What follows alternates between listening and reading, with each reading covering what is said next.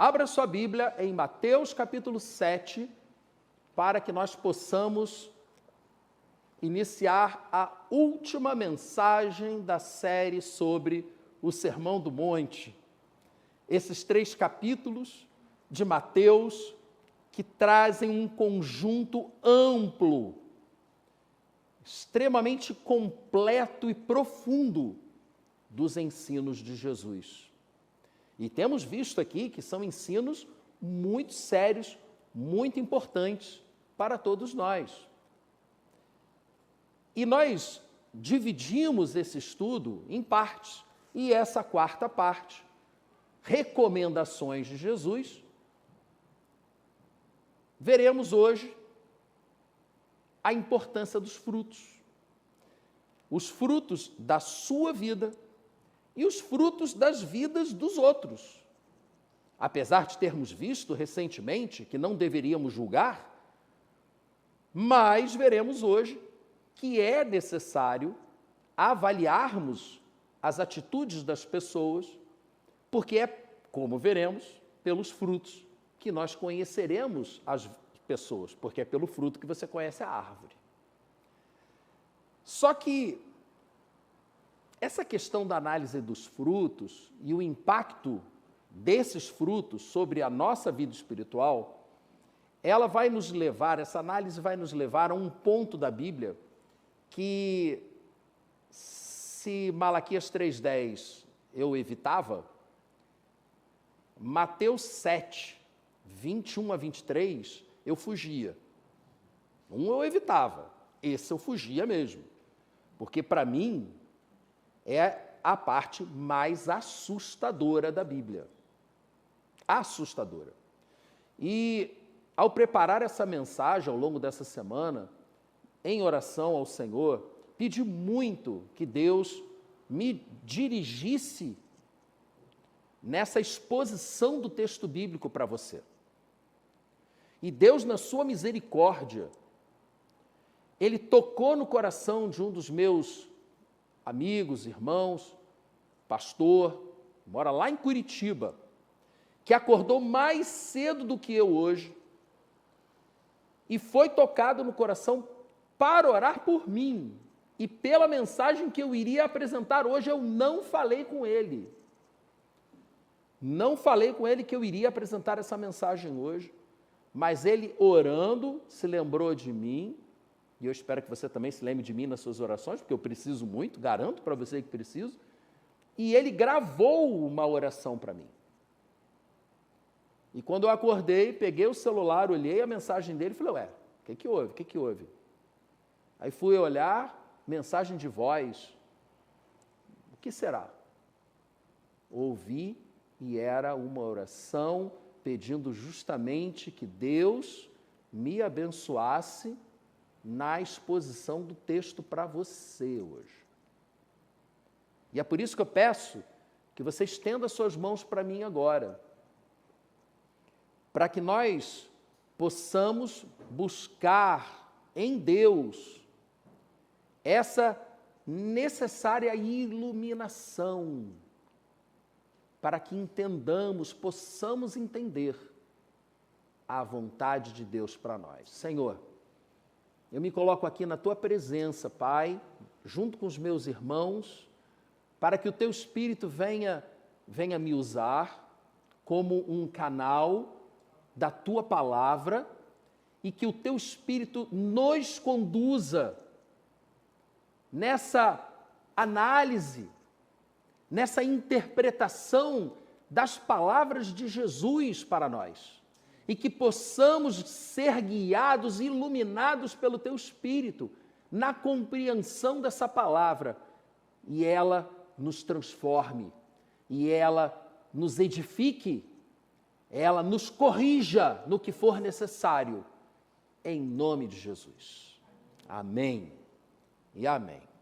Então, sem mais delongas, vamos a Mateus capítulo 7, versículos 15 a 23. Cuidado com os falsos profetas. Eles vêm a vocês vestidos de peles de ovelhas, mas por dentro são lobos devoradores. Vocês os reconhecerão por seus frutos. Pode alguém colher uvas de um espinheiro ou figos de ervas daninhas? Semelhantemente, toda árvore boa dá frutos bons, mas toda árvore ruim dá frutos ruins. A árvore boa não pode dar frutos ruins, nem a árvore ruim pode dar frutos bons. Toda árvore que não produz bons frutos é cortada e lançada no fogo. Assim, portanto, pelos seus frutos vocês os reconhecerão. Os 3 versículos finais, os assustadores, ficam para daqui a pouquinho. Vejam, vimos na semana passada que nós estamos numa caminhada, nós estamos numa jornada. E essa jornada, ela pode estar acontecendo no caminho apertado, que foi fruto de uma escolha pela porta estreita, ou pode estar naquele caminho amplo, largo, que é fruto da escolha pela porta ampla e larga. O problema é que o caminho amplo e largo, ele conduz à perdição. E o caminho apertado conduz à vida eterna. O que é um tanto quanto assustador é ter ouvido, semana passada isso, não tem tanto tempo assim, termos visto na palavra que muitos escolhem o caminho largo e poucos escolhem o caminho apertado. Isso por si só já seria motivo para a gente colocar aquele pé atrás e se preocupar. Espera aí, será que eu estou no grupo dos muitos ou estou no grupo dos poucos? Quais têm sido as minhas escolhas?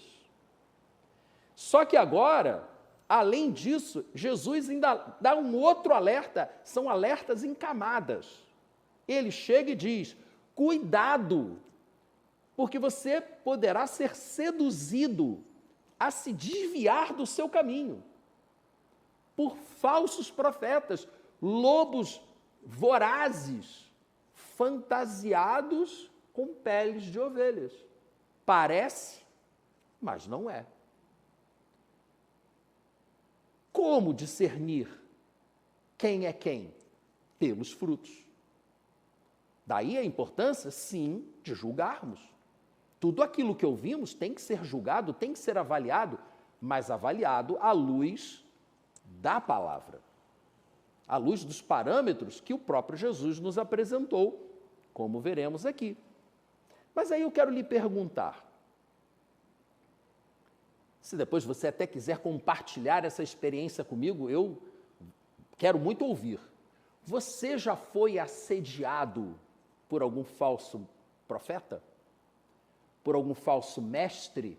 Por alguém que distorceu a palavra de Deus para que o sentido daquilo que estava sendo apresentado fugisse da ideia global do que o texto bíblico nos apresenta? Você já passou por essa circunstância? Eu já.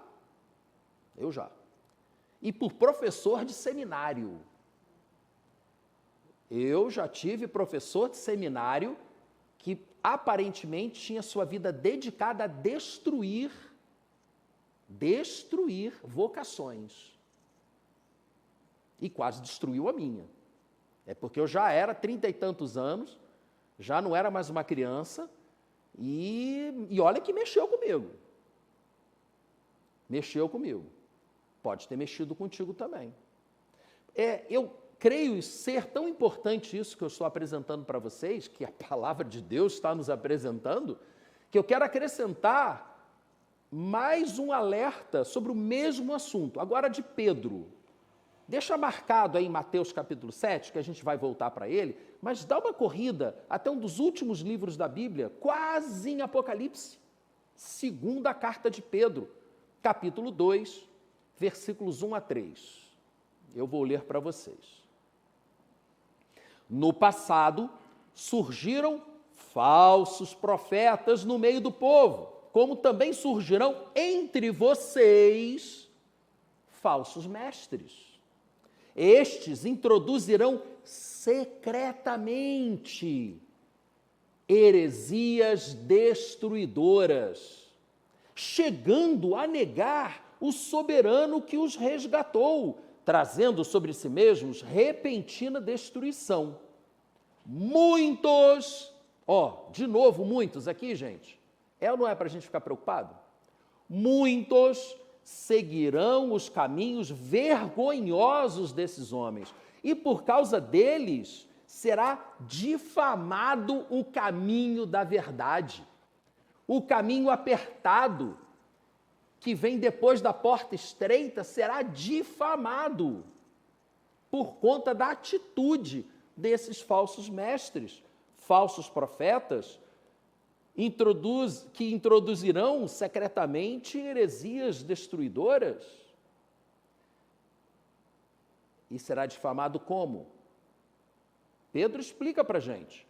Em sua cobiça, tais mestres os explorarão.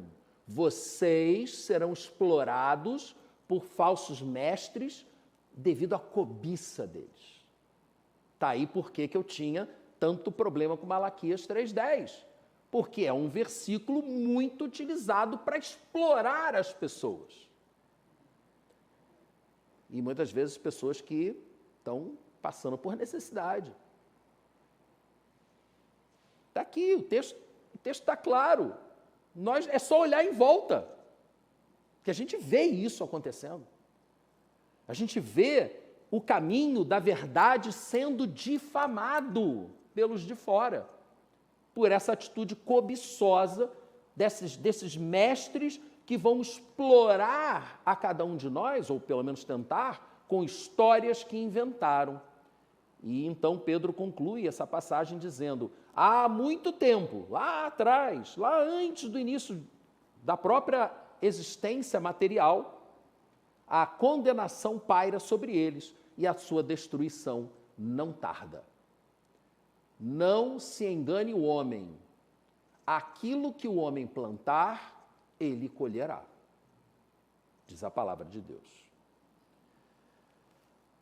Heresias destruidoras. Mas, gente, esses falsos profetas, não se esqueçam disso. Eles não são grosseiros na forma de se disfarçar. Tudo bem, eu não vi, mas recebi várias memes e coisas do gênero, né? Criticando, ridicularizando a festa da entrega do Grammy. Até porque tinha uma brasileira, né, disputando, né? Triste. Mas, enfim, parece que um dos apresentadores estava fantasiado de demônio. E as pessoas batendo palma. Nem sempre o diabo aparece na cor vermelha com chifrinho e rabo pontudo. Pelo contrário, a palavra de Deus diz que para enganar os eleitos, ele vem disfarçado de anjo de luz. Ele não vem vermelhinho, ele vem brilhando. Ó que lindo, ó que perigoso. Então nós temos que ter muito cuidado, porque esses falsos mestres que vêm trazer essas heresias destruidoras, como vimos aqui Pedro dizendo, chegarão a um extremo de negar o senhorio de Cristo. Mas todo joelho vai se dobrar, negando aqui na terra ou não, todo joelho vai se dobrar e toda língua vai confessar que Jesus é o Senhor. Só que alguns farão isso com alegria e outros com muita tristeza, porque reconhecerão que estavam errados. Deus existe sim, e Ele recompensa os que o buscam, mas não vai recompensar quem não o buscou. Essas heresias, elas nem sempre vão ser grosseiras, gritantes. Pelo contrário, normalmente elas serão sutis. Sutis em que sentido? Elas vão começar a negar a necessidade de arrependimento. Não, se você entregou sua vida para Jesus, vai ser feliz, você não tem que se preocupar com mais nada. está tudo resolvido. Foi, inclusive, uma pregação como essa que me motivou a buscar uma resposta em Jesus para esse negócio que estava claramente contrariando o espírito da palavra de Deus. Falsos mestres, lobos, devoradores. Eles, na sua sutileza, negam que existe um caminho apertado. Não, só tem um caminho, o caminho é largo, vai todo mundo por ele, no final vai estar todo mundo no paraíso. Essa é uma das heresias que está sendo mais pregada atualmente. É a chamada heresia universalista. Todos se salvarão. Porque o amor de Deus é tão grande que ele vai perdoar todo mundo, mesmo quem nunca pediu perdão. Pô, muito bonito isso. Legal mesmo. Só não tem base bíblica. Zero. Não tem. E aí, gente, até filósofo ateu, diz que não é uma manifestação de amor você deixar teu filho fazer o que ele quiser. Isso não é amor. Se você não sabe impor limites ao seu filho, você não ama o seu filho. E eu ouvi de uma psicóloga, quando a minha filha era pré-adolescente, uma fala muito séria. A sua filha não precisa de mais um amigo. Ela precisa de um pai. Se você tentar ser amigo da sua filha, você não vai nem ser amigo dela e nem vai ser pai. Seja pai para sua filha, mesmo que com isso ela não goste de você. A nossa missão como pais é educar nossos filhos para serem adultos responsáveis. E isso vai nos exigir dizer não. Vai nos exigir fazer coisas que façam com que os nossos filhos não gostem de nós. Imagina Deus.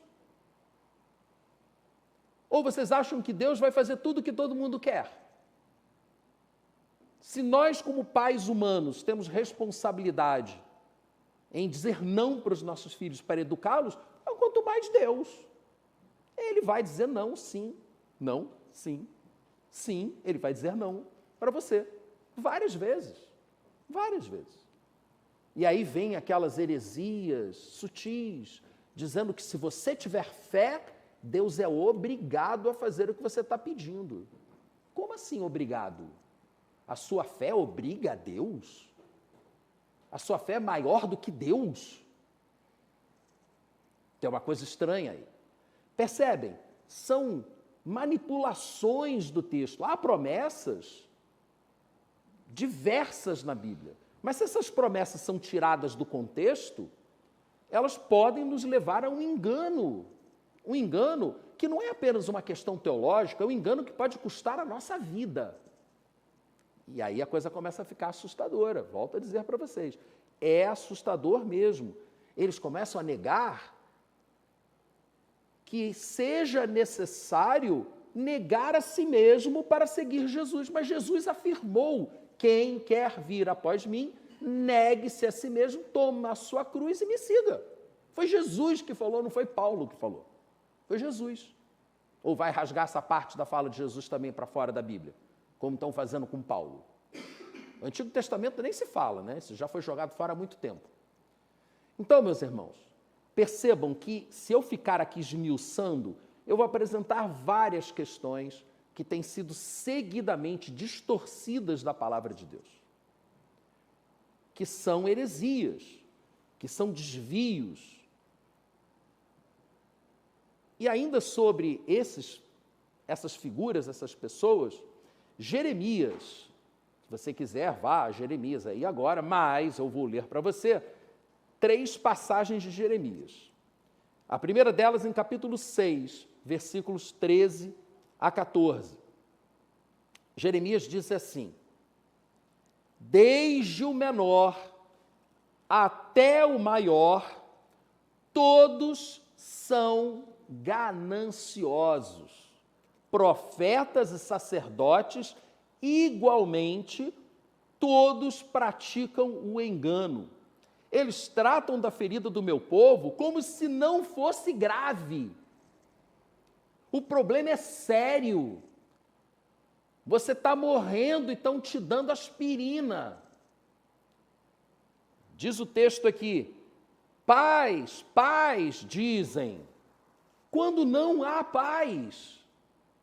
Não, vai ser feliz, vai ser feliz. Não é isso não, a palavra de Deus não está dizendo isso. Então ficam torcendo a palavra, por vários motivos.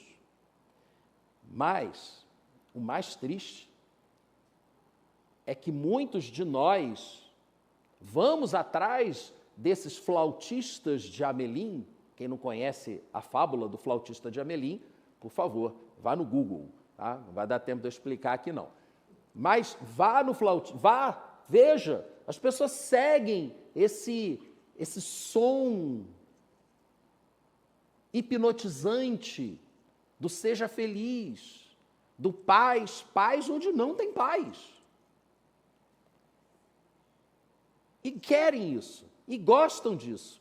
No finalzinho do capítulo anterior, capítulo 5 de Jeremias, ele disse, versículos 30 e 31, uma coisa espantosa e horrível. Olha os termos que o profeta utilizou. Espantosa e horrível acontece nessa terra. Os profetas profetizam mentiras. E os sacerdotes governam pela sua própria autoridade. Sabe com quem está falando? E o pior, diz aqui Deus, por intermédio do profeta Jeremias, e o meu povo gosta dessas coisas. O meu povo, o povo que se chama pelo meu nome, diz o Senhor, gosta de ser enganado, gosta de mentira, gosta de falsidade, porque é mais agradável do que a verdade. Já era assim com os habitantes de Jerusalém 580 anos antes de Cristo, época do cerco de Jerusalém, época do profeta Jeremias. E continua sendo assim hoje, gente. O ser humano não mudou. O ser humano continua preferindo discursos açucarados, promessas infundadas, do que partir para a solução real do problema que lhe aflige. E já que isso é tão sério, e isso traz um impacto tão grande na sua vida, eu lhe pergunto, você sabe como reconhecer uma heresia dessas? Usando aqui o termo de Pedro, né, uma heresia destruidora. Você sabe como discernir o que é uma distorção da palavra para desviá-lo do caminho? Como fazer isso? Jesus disse, e eu já li para você, pelos frutos você conhecerá a árvore. O próprio Jesus nos mostrou isso.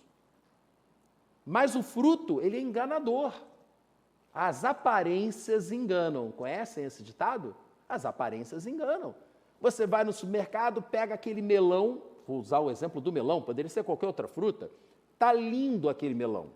Você pega o melão, tem uns esquemas, né? Você bate no melão, tal, ele tem que responder de um jeito, faz um barulhinho assim, assado, está tudo perfeito, esse melão vai ser doce. Leva para casa, abre o melão, lindo, que aparência fantástica. Come o melão, tem sabor de pepino. Nada contra o pepino, mas se eu estou comprando melão, eu quero melão, eu não quero pepino. Parece uma coisa, mas é outra. Tiraram antes do tempo, sei lá. O fato é que eu fui enganado. Comprei uma coisa e estou com outra na minha frente. E o pior, tive que comer aquilo. Aí a gente vai, bate no liquidificador, né, enche de açúcar para esconder o gosto horroroso do pepino só para não jogar fora o que você comprou. Só que as heresias, elas vão te fazer muito mais dano do que um melão de sabor de pepino. Como é que você sabe qual é o sabor da fruta? Provando. Não tem outro jeito, só provando, só na convivência que você percebe se o discurso corresponde à realidade ou se a pessoa é hipócrita, como eram os fariseus. Lembra que Jesus sempre batia nos fariseus? Porque eles diziam coisas certas, mas não viviam aquilo que eles diziam? Jesus chegou a falar, ouçam o que eles falam, façam o que eles dizem, não façam o que eles fazem, porque eles dizem uma coisa e fazem outra. E normalmente os falsos mestres, os falsos profetas são hipócritas. Eles são falsos. Qual o parâmetro? Gálatas capítulo 5, Paulo nos apresenta o fruto do Espírito. E aí ele destrincha o fruto do Espírito, que é o amor, em diversas categorias. Mas eu quero ficar no Sermão do Monte. Então volte um pouquinho para o início do Sermão do Monte, e sem entrar em muitos detalhes, porque isso foi assunto de uma mensagem, na verdade, 2 mensagens inteiras, as bem-aventuranças, lá do capítulo 5, versículos 3 a 10. As bem-aventuranças são atitudes de vida. E quando uma pessoa desenvolve esse tipo de atitude de vida, ela é uma pessoa que está vivendo o que diz que acredita. É uma pessoa que está vivendo pelo Espírito, porque não é possível vivermos essas atitudes que levam às bem-aventuranças. Bem-aventurados aqueles que fizerem isso, aquilo, outro. As bem-aventuranças, chamadas assim, são as atitudes que geram bênção, que geram felicidade. E quem as pratica, as faz pelo Espírito. Essa pessoa está sendo movida pelo Espírito e não pela sua própria ganância, pela sua própria cobiça.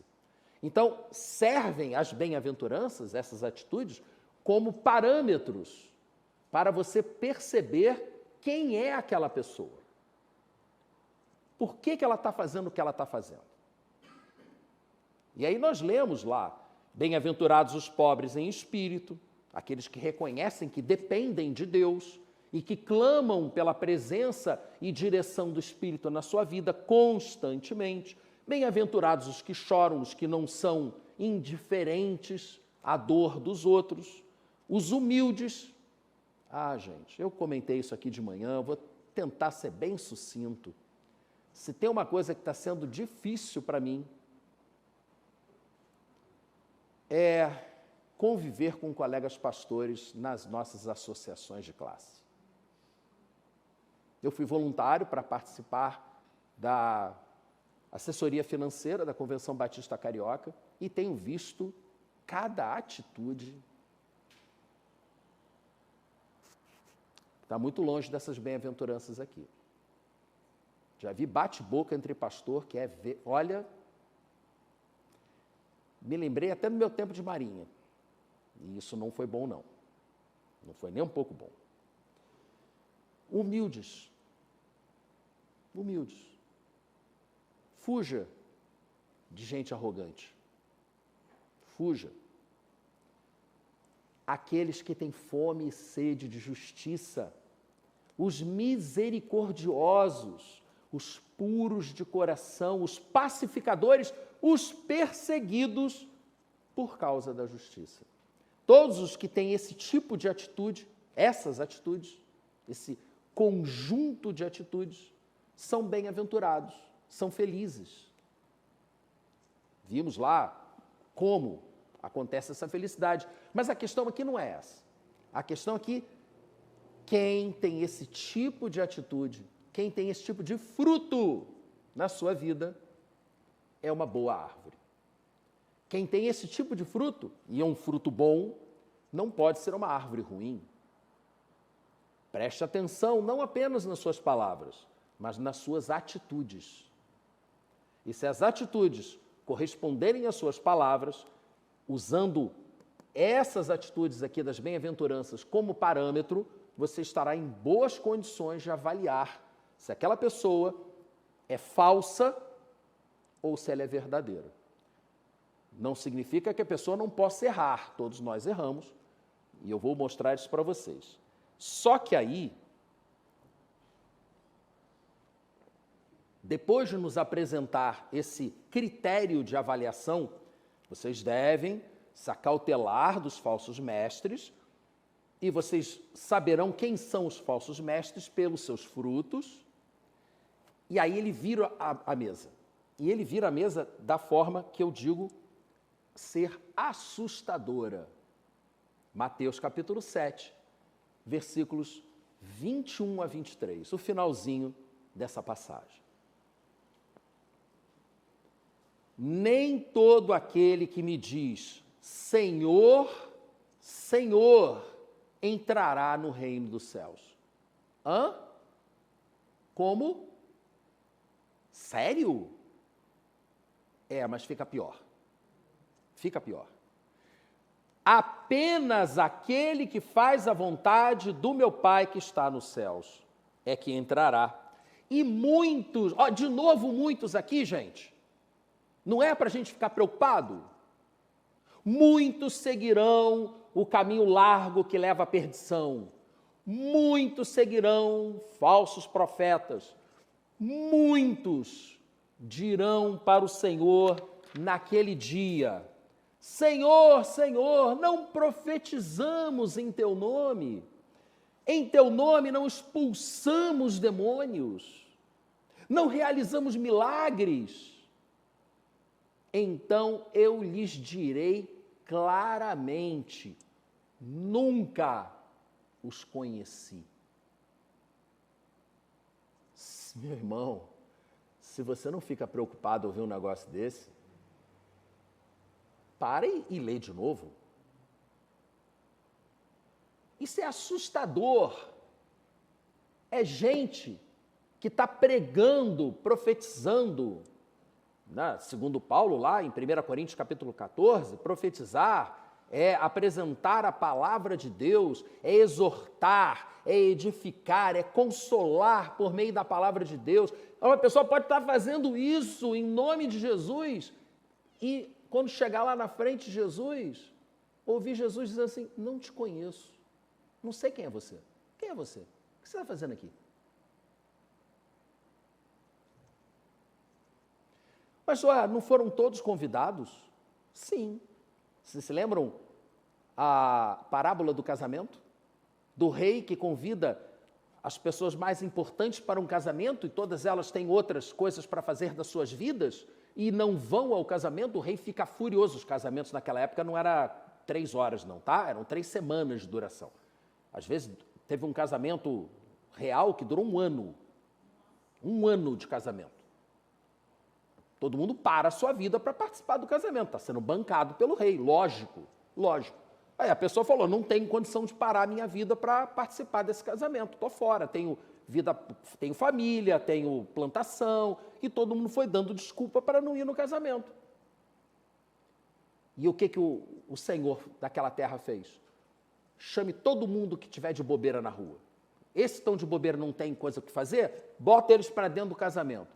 O churrasco está pronto, vai ter que ter gente para comer. E aí todo mundo foi chamado. Só que aí,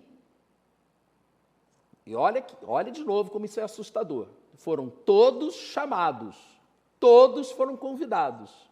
Mas aí o Senhor chegou na festa, olhou e viu alguém que não estava trajando as vestes nupciais. Não estava com o traje correto. O cara era mendigo, estava no meio da rua, foi chamado para o casamento, não estava vestido corretamente. Que doideira é essa? Pois é, mas está na Bíblia. E aí, o dono da festa chamou seus servos e falou, o que esse cara está fazendo aqui? Ele não está trajado corretamente, pode lançá-lo fora. Então, as pessoas têm que perceber que todos são chamados, mas nós precisamos estar trajados corretamente. Só que essa parte é omitida. E aí a gente deixa de ser alertado para a necessidade de se preparar para aproveitar. da festa de casamento. E isso não é dito. E a gente não constrói, porque não é alertado para isso, não constrói uma relação de intimidade com Deus. Porque o conhecer aqui, o termo bíblico conhecer, dentro da lógica oriental, não é o conhecimento cognitivo, filosófico, é o conhecimento da intimidade. Tanto que na Bíblia, no Antigo Testamento, e Abraão conheceu Sara e veio Isaac, e nasceu Isaac. Conheceu? Como assim? Teve intimidade. Conhecer é muita intimidade. Deus é onisciente, é claro que Ele sabe quem você é. Ele sabe o que você fez. Mas a questão não é essa, a questão não é o que você fez, a questão é se você teve comunhão com Ele ou não. Enquanto fazia o que fez, as suas motivações. E é por isso que isso é assustador. Porque você pode estar se enganando. Você pode estar mentindo para si mesmo. Nós acabamos de ver que o ser humano, ele gosta de ser enganado. Vimos Jeremias falando isso, em nome do Senhor. O meu povo gosta de ouvir mentiras. Isso se aplica a nós mesmos. Nós gostamos de mentir para nós mesmos. De que está tudo bem, quando não está.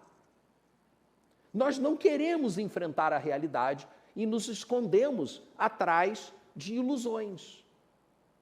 Ficamos no alto engano, na alta ilusão. O pior falso profeta que você terá na sua vida é você mesmo, que vai ficar dizendo para você vai dizer para você que você não precisa se preocupar, que está tudo bem e que vai dar tudo certo no final. Não sei.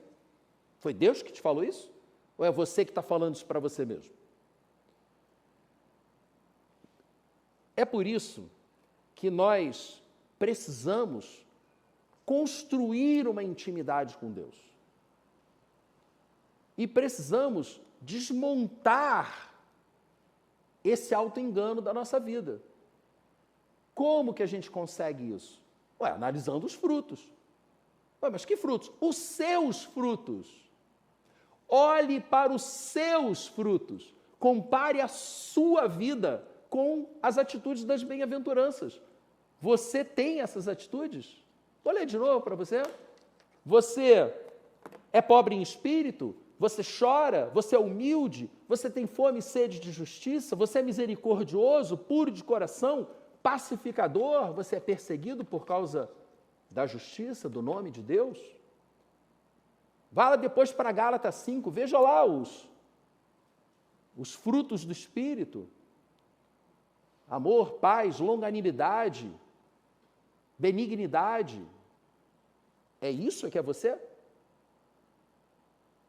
Ou o seu melão tem gosto de pepino? Você tem que fazer uma autoanálise. Principalmente, eu disse que seriam 3 citações de Jeremias, e essa eu vou mostrar aqui para vocês, porque é que você tem que se autoanalisar. Porque você, assim como eu, tem um coração enganoso e desesperadamente corrupto. Nós, seres humanos, gostamos de mentir para nós mesmos. Somos como aqueles judeus de Jerusalém, de 580 a.C., que não queriam ouvir a voz do profeta, preferiam ouvir a voz dos falsos profetas que diziam que daria tudo certo e que Deus iria dar a vitória para eles e que os babilônios iam ser derrotados, porque eles eram os filhos de Deus. E foram todos levados como escravos, os que não foram mortos, né? Porque era necessário que se arrependessem, era necessário que mudassem de atitude, e não mudaram, porque se enganaram a si mesmos. Portanto, temos necessariamente que fazer o autoexame, não apenas no domingo de ceia. No todo domingo de ceia a gente diz, examine-se o homem a si mesmo e então coma. Você vai examinar a si mesmo só no domingo de ceia? E o resto do mês vai fazer o quê? Vai ficar se enganando? Achando que está tudo bem? Não! Examinem-se para ver se vocês estão na fé, se vocês estão no caminho estreito, apertado. Você tem que se examinar. À luz de qual parâmetro? As bem-aventuranças, os frutos do Espírito de Gálatas 5. Utilize esses parâmetros bíblicos para se autoanalisar. Ninguém tem que dizer para você que você está errado. Você que tem que buscar em Deus o Espírito Santo dizer para você que você está errado. Pô, Leonardo, agora eu fiquei com medo. Será que eu tenho intimidade com Deus? Você está com medo, estou junto contigo. Estou falando para vocês, essa passagem, para mim, mais assustadora da Bíblia. Qual a solução? A solução nos foi dada por João. Ali está a solução para a gente. Estamos falando de caminhos. Estamos falando do caminho apertado, que é o caminho da luz. Percebem que são abordagens diferentes, metáforas diferentes para a mesma realidade espiritual? E João, então, e eu vou ler todos esses versículos, 1 de 5 a 10 e 2 de 1 a 6, fecha para a gente como deve ser a nossa atitude, como devemos avaliar a nós mesmos e como devemos reagir em face da nossa autoanálise. Isso vale para os falsos profetas, os outros. Mas agora eu não estou preocupado com os outros. Eles que colhem os frutos das suas escolhas. Eu estou preocupado com você. Esteja preocupado com você, para que você não colha os frutos das suas más escolhas. Olhe para você agora. Não pense nos outros. Pense em você. Esta é a mensagem que dele ouvimos e transmitimos a vocês. Deus é luz e não há treva alguma nele. Se afirmamos que temos comunhão com ele, comunhão com ele, intimidade, mas andamos nas trevas, no caminho largo, atrás dos falsos profetas, mentimos, não praticamos a verdade. Se, porém, andamos na luz como ele está na luz, temos comunhão uns com os outros. Como é que a gente pode dizer que ama a Deus a quem a gente não vê, se a gente não ama o nosso irmão a quem a gente vê? É o que diz a palavra. Temos comunhão uns com os outros e o sangue de Jesus, seu Filho, nos purifica de todo pecado. Aleluia. Ufa, estou começando agora a ficar mais calmo. Eu estou menos preocupado agora, porque o sangue de Jesus tem poder para me purificar de todo o meu pecado. Se afirmamos que não estamos em pecado, se afirmamos que estamos sem pecado, enganamo-nos a nós mesmos. Olha o auto-engano aqui. Exatamente o problema que nos poderia, não vai acontecer com vocês, porque vocês estão sendo alertados, vão fazer autoexame, então vocês não vão se enquadrar nessa, mas poderia levar alguém desavisado a chegar diante do pai e o pai dizer que não te conheço, o que você está fazendo aqui? Cadê a roupa nupcial? Não vai acontecer com você, porque você já sabe, como está escrito aqui, versículos 9 e 10, se confessarmos os nossos pecados, tem que confessar. Tem um condicional aqui, se confessarmos. Perdão não é automático não, gente. Se confessarmos os nossos pecados, Ele é fiel e justo para perdoar os nossos pecados e nos purificar de toda injustiça. Se afirmamos que não temos cometido pecado, fazemos de Deus um mentiroso e a sua palavra não está em nós. Meus filhinhos, escrevo-lhes essas coisas para que vocês não pequem, já no capítulo 2 agora. Se, porém, alguém pecar, temos um intercessor, um paracletos, um acompanhante, um advogado junto ao Pai.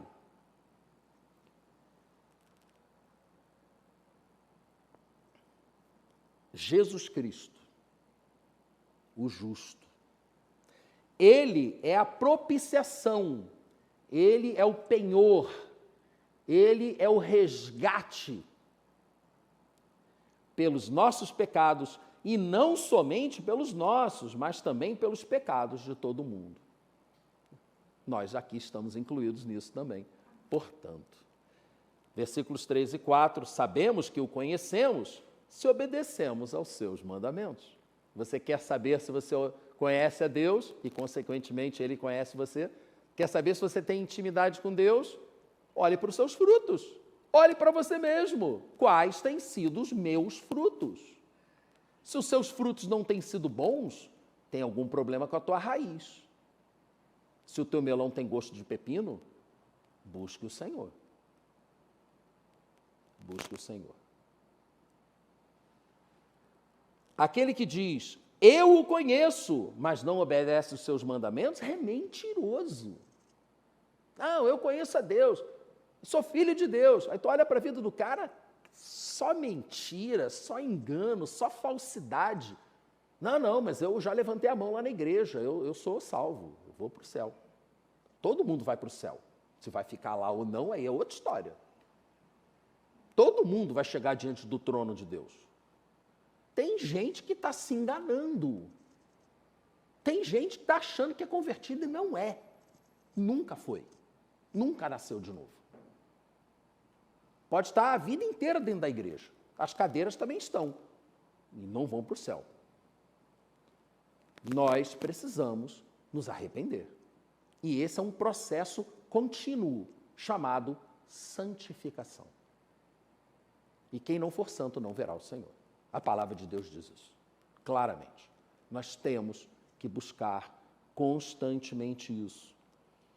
Mas, se alguém obedece à palavra, nele verdadeiramente o amor de Deus está aperfeiçoado.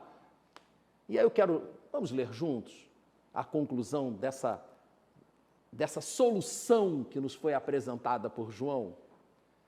Desta forma, sabemos que estamos nele. Aquele que afirma que permanece nele deve andar como ele andou. Como você está andando?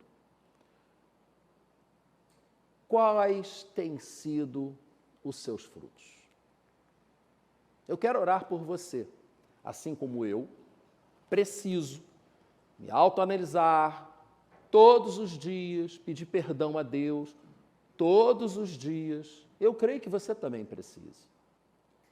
Mas aí vem a certeza, a confiança que João nos apresenta, de que se pedirmos perdão, Ele nos perdoará. Ele nos purificará. Estaremos purificados e, portanto, estaremos prontos para participar das bodas do Cordeiro. Concluindo, na vida, seremos tentados a nos desviar do caminho apertado e seguir pelo caminho largo, sair do caminho da luz e andar pelo caminho das trevas. Esse desvio, ele pode acontecer por influência de falsos profetas ou pode acontecer por influência do nosso próprio coração enganoso e desesperadamente corrupto. Como evitar isso? O autoexame.